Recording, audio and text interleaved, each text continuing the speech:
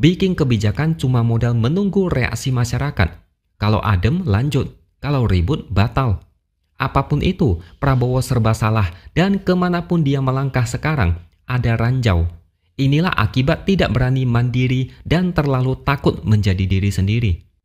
Jangan dipikir cerita kepahlawanan ini akan menguntungkan. Awalnya mungkin bagus, tapi lama-kelamaan rakyat akan curiga. Masa berulang terus?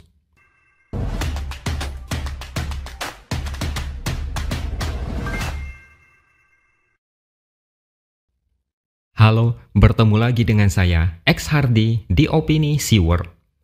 Setelah terjadi keributan besar karena sengketa 4 pulau di Aceh, Prabowo akhirnya memutuskan ke-4 pulau itu masuk wilayah Aceh. Ini sudah diprediksi sejak awal karena isu ini sangat sensitif. Bukan hanya warga Aceh yang protes, masyarakat dari luar daerah ikut mendukung Aceh untuk mempertahankan ke-4 pulau itu. Pemerintah panik ketika terjadi demonstrasi di mana para demonstran membentangkan spanduk bertuliskan Aceh melawan dan referendum. Banyak yang mulai merasa jangan-jangan Aceh akan meminta lepas dari Indonesia karena perlakuan yang tidak adil dari pemerintah pusat. Resiko ini terlalu berat jika ke-4 pulau itu terus dipaksakan masuk ke wilayah Sumatera Utara. Prabowo pasti paham soal ini dan tidak akan berani memperpanjang masalah ini. Secara politik, posisi Prabowo bisa terancam baik sekarang maupun yang akan datang.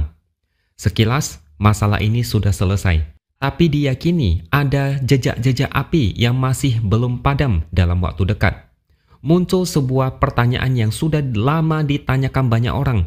Kenapa banyak sekali Menteri Prabowo melakukan blunder yang berujung kericuhan?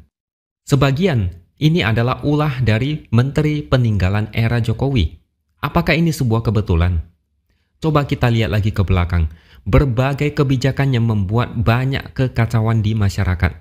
PPN 12%, pagar laut, gas LPG, tambang di Raja Ampat, dan sekarang sengketa 4 pulau antara Aceh dan Sumatera Utara. Semua kebijakan itu sempat membuat banyak orang resah. Kemudian masyarakat protes besar-besaran dan akhirnya pemerintah membatalkan. Polanya hampir mirip. Bikin kebijakan, lalu cek ombak. Kalau tidak ada gejolak atau cuma protes kecil, maka kebijakan akan dilanjutkan. Tapi kalau kebijakan ditolak dan didemo besar-besaran, pemerintah seolah menjadi pahlawan dengan membatalkan kebijakan itu. Kalau benar seperti ini yang terjadi, negara ini seperti mainan. Dites sana-sini, syukur-syukur masyarakat tidak protes. Cek ombak asal-asalan untuk melihat reaksi masyarakat. Memang kadang kita berpikir Prabowo itu dikelilingi oleh sebagian menteri yang bikin manuver sendiri. Tidak satu visi misi dengan Prabowo, yang mungkin karena lebih patuh pada yang di Solo. Tapi kalau kita berpikir lebih jauh ke dalam, ada keanehan yang sampai detik ini tidak terjawab. Siapakah kekuatan besar di balik ini semua? Dari tahun terakhir pemerintahan Jokowi hingga tahun pertama pemerintahan Prabowo, strategi cek ombak ini selalu terulang. Bikin kebijakan nyeleneh, diprotes rakyat, lalu dibereskan presiden. Apakah ada isu besar yang ditutupi sehingga ini adalah pengalihan isu? Memang ada kemungkinan mengarah ke sana. Tapi ada pertanyaan lain.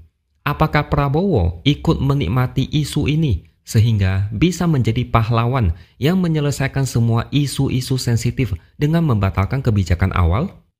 Bayangkan, sudah berapa kali Prabowo membatalkan kebijakan yang diprotes masyarakat di menit-menit terakhir? Seperti blunder memindahkan 4 pulau ke Sumatera Utara. Keputusan Menteri Dalam Negeri, apakah tidak diketahui Presiden? Membuat kebijakan yang memecah belah dan memicu Aceh untuk meminta referendum. Dan kalau itu tanpa sepengetahuan presiden, berarti presidennya sangat tidak kompeten. Banyak yang bilang, nggak mungkin lah. Ini adalah ulah menteri-menterinya yang tidak becus dan tidak kompeten. Banyak menteri sekarang yang terang-terangan membuat ulah, membuat kebijakan yang memecah belah dan mengadu domba. Dan ini sudah terang-terangan. Prabowo seperti tidak punya harga diri dan wibawa sebagai presiden. Ibarat direktur perusahaan. Tapi karyawannya banyak yang membelot dan mengerjakan agendanya sendiri. Sehingga muncul narasi bahwa banyak menteri Prabowo yang tidak mau menurut, membangkang, bikin kebijakan yang merugikan pemerintah. Makanya Prabowo muncul di bagian akhir. Justru ini kalau terus berulang bisa membahayakan posisi Prabowo. Justru dalam kondisi seperti ini, dia seharusnya melakukan reshuffle dan menyingkirkan menteri atau pejabat yang berulah. Tapi, kenapa sampai sekarang tidak dia lakukan? Berkali-kali dia tidak bisa mengontrol kekacauan yang dibuat oleh menterinya. Kenapa tidak disingkirkan? Di perusahaan swasta, karyawan yang berulah langsung dipecat dan diganti dengan yang baru. Tapi kenapa Prabowo tetap mempertahankan mereka? Bawahan bermain api, tapi dibiarkan begitu saja dan jabatannya tetap aman. Ini logika yang tidak terjawab sampai detik ini. Berarti ada dua yang bisa disimpulkan. Yang pertama, Prabowo mau terlihat seperti pahlawan penyelamat di bagian akhir. Atau yang kedua, Prabowo takut, mungkin karena ada kekuatan besar yang membuat dia seolah tersandera. Kekuatan besar atau kita sebut saja matahari kembar yang sampai saat ini masih belum bisa move on dan mengatur pion-pionnya untuk mengawasi gerak-gerik pemerintahan saat ini. Saya rasa cuma dua itu saja kemungkinannya. Tapi apapun itu, Prabowo tetap rugi di masa yang akan datang. Kalau Prabowo takut menyingkirkan menteri-menteri yang sering bikin ulah, artinya dia lemah dan tidak berdaya. Dia seperti pelan-pelan digiring ke jurang, tapi tidak bisa melakukan apapun. Pasrah, tidak berdaya. Seolah ada peringatan, kalau dia berani menyingkirkan beberapa menteri, akan ada konsekuensi besar yang mungkin tidak bisa ditanggung Prabowo.